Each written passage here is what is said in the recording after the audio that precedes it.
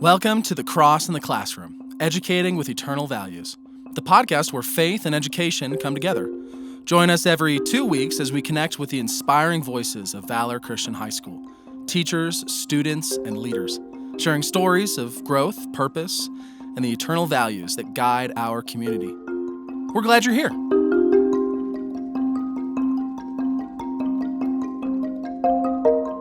Welcome to The Cross in the Classroom. Today's interview is with History Department Chair and faculty member Beth Hutchison. She talks about why she loves teaching history, especially in a Christian school setting, and how she brings faith, empathy, and real connection into the classroom. Beth shares how historical events, even the hard ones like war and tragedy, can be taught through the lens of God's sovereignty and ultimate redemption. We talk about wisdom, humility, and the unique role students play in shaping history every day. If you want more enriching conversations like this, don't forget to subscribe to the podcast so you never miss an episode. For more information about Valor Christian High School, check out valorchristian.com. Thanks for listening. Let's get started.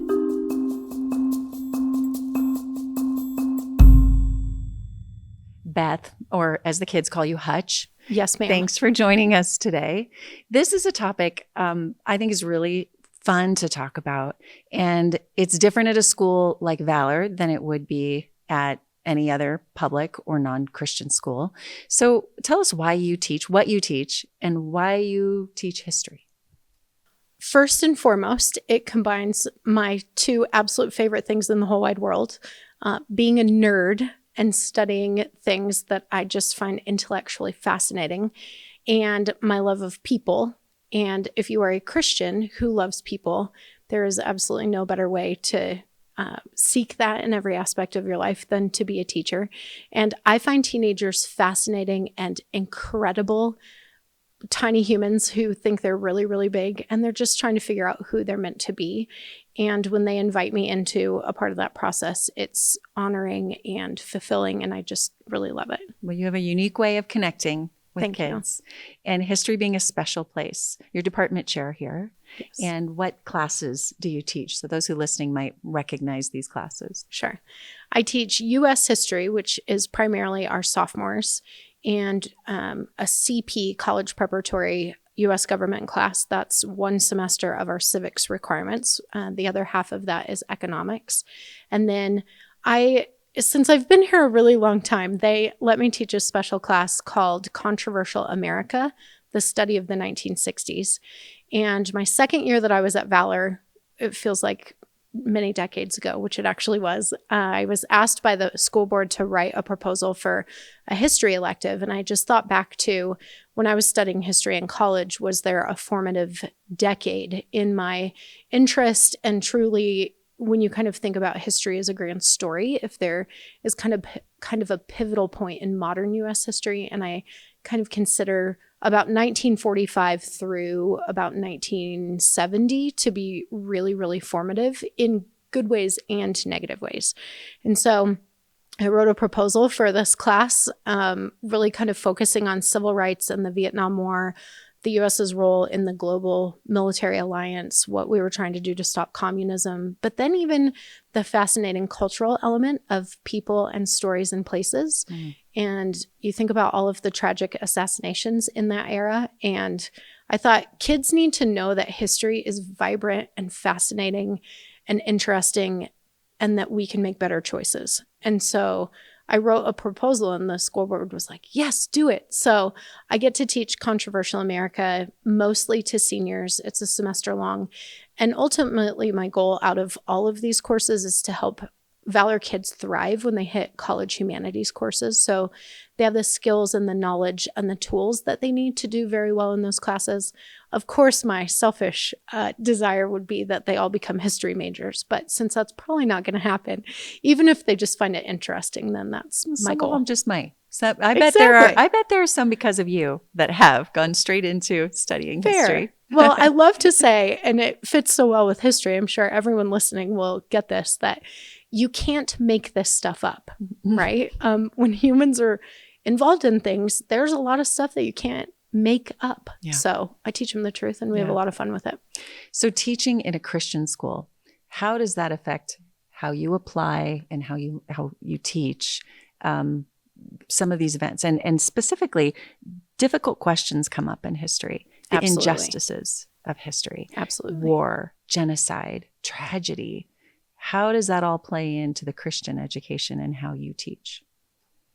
The beautiful thing about being a person of faith and being able to connect all global history back to God's sovereignty is that you don't have to just rest in the tragedy, but you get to talk about the ultimate redemption. And even if you can't promise the redemption by now, in this very moment, on this very day, there is the promise of, because God is who he says he is, and because scripture is his breathed, lived out truth, that we can rest in that reality. So I really love teaching from the perspective that if God is sovereign over all of creation, he is sovereign over all of history. So even if something terrible happens, because he gave us free will, and as free will beings, we get to make choices, it's really important for me to help the students remember that human choices do shape events, but that God is never absent. So there is going to be tragedy. There are global pandemic outbreaks that have happened time and time again throughout human history. But how can God be present in that? How is mankind as a creation crafting medicine and figuring out healing tools and stepping into whatever may be happening in history? So there's an incredible power, and I think even an incredible positive of being able to rest in God's sovereignty and his presence that allows even the hard things to be taught and faced in very empathetic and helpful ways. Yeah, I think of kids going through, my students and my own children, going through their own hardship. You kind of take it from that much larger worldly perspective to their own hardship and their own tragedy. It seems like the world is crumbling when they're having friend issues or things like that. Does that play into the curriculum and how they internalize and how they really learn from the bigger picture? Absolutely. And as all of us try to do very well, it's never to criticize what someone's catastrophe may be in the moment, because especially for those of us that are educators, no matter what our quote unquote classroom may be, it's important to be able to be empathetic. And so there's a terminology in the study of history within historiography where you can teach historical empathy. And so let's take Martin Luther King Jr., for example. If you take his very famous sermon, it's called Paul's Letter to the American Christian, and you read it without the context of who Dr. Martin Luther King Jr. was, what was happening with the civil rights movement, the physical location of where that sermon was delivered, and then even looking at the context of some of the words that he uses in that sermon, where they're both drawing from scripture, but also challenging a culture that's really struggling. To be able to have historical empathy means that I don't read it as a person who is sitting in 2025 and judging the past based on my current lens. It's so that we can step into time and space and be able to understand it based off of what was going on. Wow. So it's powerful. Yeah. And I think just as humans, if we're treating each other well and honoring our God-given talents and the created beings that we're interacting with, that's the best way that we can treat people too, is that I may not understand a tragedy that someone's enduring, but if I can have empathy and just hear them for a while and be present, I think that is a really cool part of history. Sometimes we just have to hear it and be present to better understand it. Yeah, I love the example. Give me another one. That's what class is that from? Do you teach that in the MLK? Yeah, we actually do small civil rights things smattered throughout a lot of our domestically focused history classes. Our law class has Martin Luther King Jr. stuff in it, civil rights stuff. Our gov class does a little subunit. Obviously, there's quite a bit of it in my 1960s class. We talk about it in U.S. history. Another example. Let me use one from U.S. history with our sophomores. We have a overarching theme that covers the entire school year, and we just label it as cost of conviction. And so what we challenge the kids on is the definition of those two C words, cost and conviction. Conviction is a deep driving force within, now think history, a person, a movement, a political ideology, an international conflict. Even there's conviction, there's a driving force. And then cost can be something concrete or even abstract that is going to be taken from someone or something in order to achieve that. And sometimes I use cost gently because it kind of has a negative connotation, but it's not always negative. Sometimes, think about the founding fathers of the United States. For most of them, it may not have cost them their lives, but it could have cost them elements of their fortune, or it could have cost them time with their families as their young children are growing up. Or I think about James Monroe, kind of a unknown, unsung founding father who spent the vast majority of his life actually as an American diplomat. So yeah, we know him for his role in founding this country, but his presidential home, if you were to ever visit it, is actually just a burned out site in Virginia because his personal home burned 2 or 3 times. But eventually he and his wife, kind of toward the latter end of their life, were like, why rebuild? We live as foreign diplomats. We're in these other countries. We're residing other places. We're Americans with the driven purpose of representing the United States well in foreign markets and in foreign political spheres, but we don't need a home to return to. And so it's kind of a sweet, even to just understand that that was his goal, that he didn't need a home to return to. And then you go, to Jefferson's Monticello and you see these unbelievable scientific revolutions that he was inventing and stuff. So I just love all of those elements too. I try to remind the kids all the time that as we're studying history, these are real people. And then sometimes it's really fun to also ask the question of all the other real people whose history wasn't recorded. So there's the little unsung heroes and countless other moments that didn't make it necessarily into a history book. But if we're doing the right things and we're doing what God's called us to do in a way that honors his role in human history, then it gets to be the truth in someone else's story, potentially. So let's talk about the individual roles of students and how they can play a part in history. I remember during the word that we hate saying, COVID, it always comes back. I know it does. It always comes back. But when I was in the news business during this time, I couldn't help but think, as someone who loves to research myself, how is this going to be written? How is this going to be, what's this going to look like in the history books? And how will the kids of today, how will they play part in this history in 100 years or whatever it is? So how do you incorporate that in how kids can play a part in their future as part of history? Absolutely. First, being in a Christian school, obviously our first goal and number one desire would be that first the kids understand who they are as a created being and then invite Jesus as their savior. Obviously, with that being the goal, then there's a little bit more practical historical history class type things that we're kind of doing. But that is the magical sauce that makes class so incredible every day, is we're trying to lead kids to better understand who they are, because we are all perfectly imperfect and we get to do the very best that we can every day and then start again tomorrow. But thankfully we have a savior that loves us enough that he came to redeem us first. So let me go to the practical. You're sitting in a history classroom and you're learning from, another nerd from the front of the room who deeply loves kids and really loves to learn about all of this stuff. Because I'll say collectively, our department is always learning new things. We're learning from each other. We're listening to new podcasts. We're reading new books. We share stuff all the time. But it's really fun to talk about. So I think from a teenage perspective, one of the biggest things to understand is their role in God's ongoing story. And it might look different at each phase of life, but how to truly step into that. And that's that element of, if you take history and try to really be empathetic and understand it, you're not, okay, ready? U.S. history class tagline.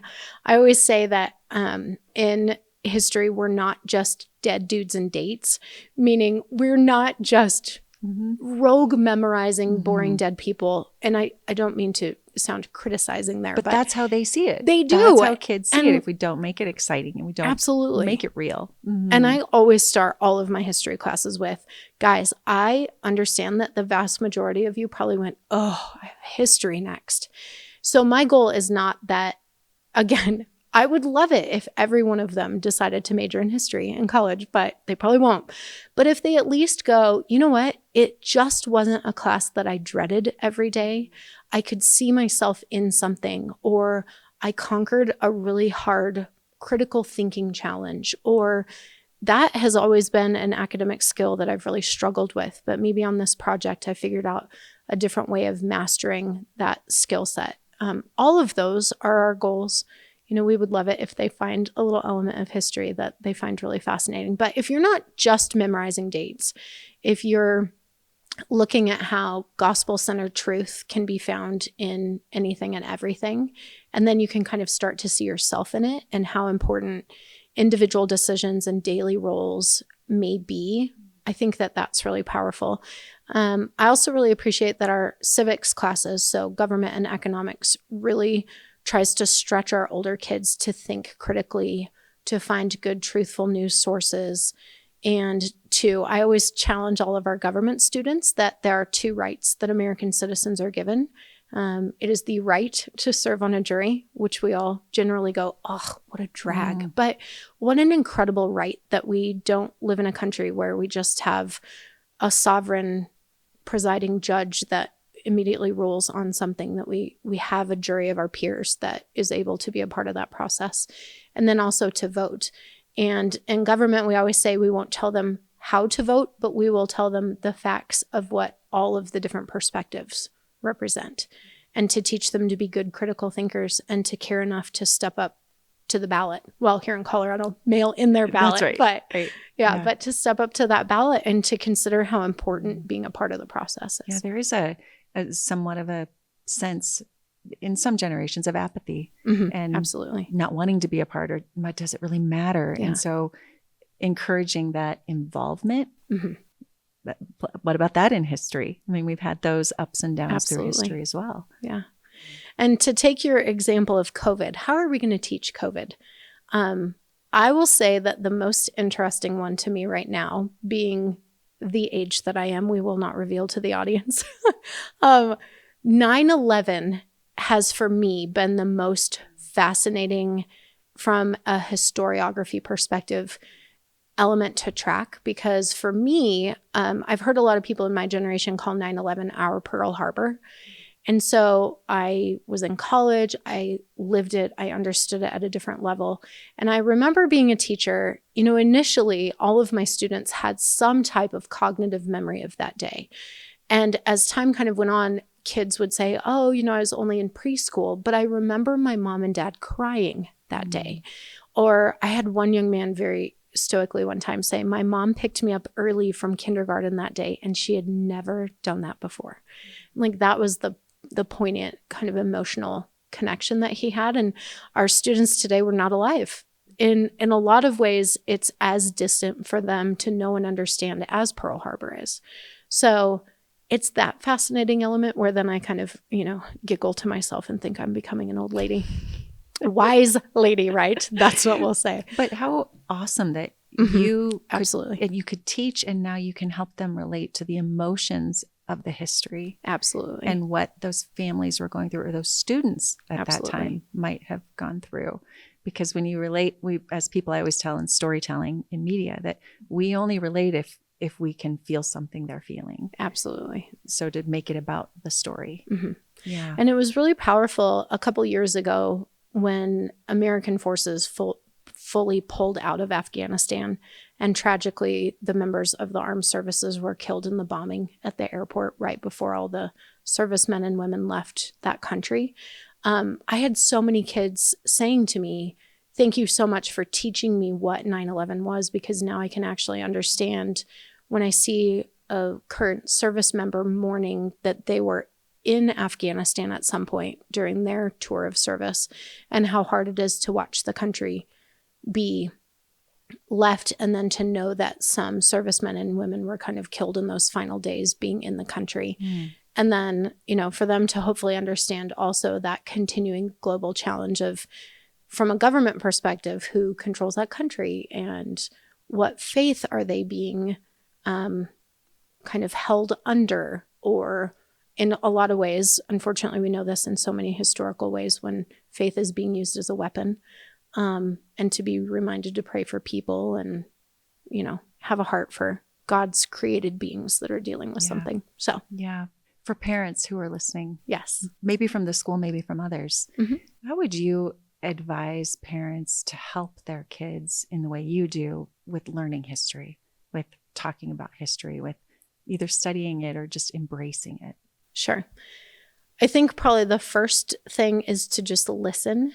Teenagers often just really need us to listen for a little bit.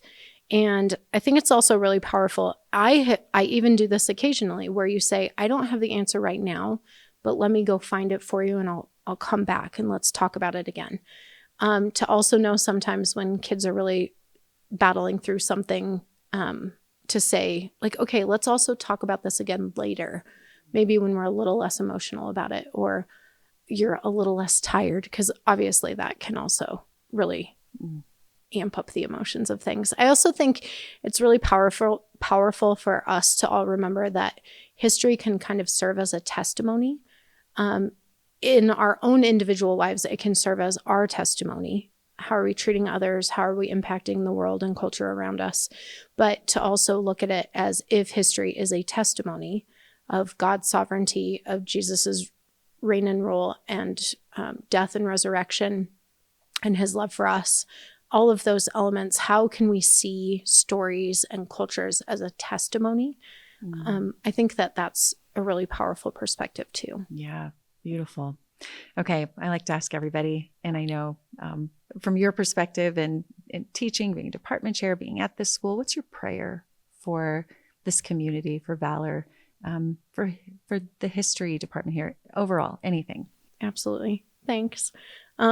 So many prayers, but obviously if you were to try to boil it down, I think I'll try to use 3 key elements: that we collectively will continue to grow in wisdom, that we can walk with humility, and that we all collectively are able to live out the kind of love and truth that reflects Jesus's heart for our world today.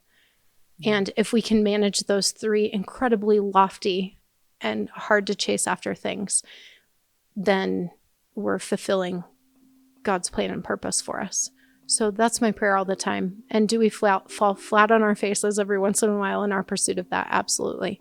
But that's also what history is, people falling flat on their face. But how do we recover from it? So grow in wisdom, walk in humility, and live out the kind of love and truth that Jesus is for all of us. Really beautiful. Thank you so much. So grateful for you. Thank you. I'm so honored to be here.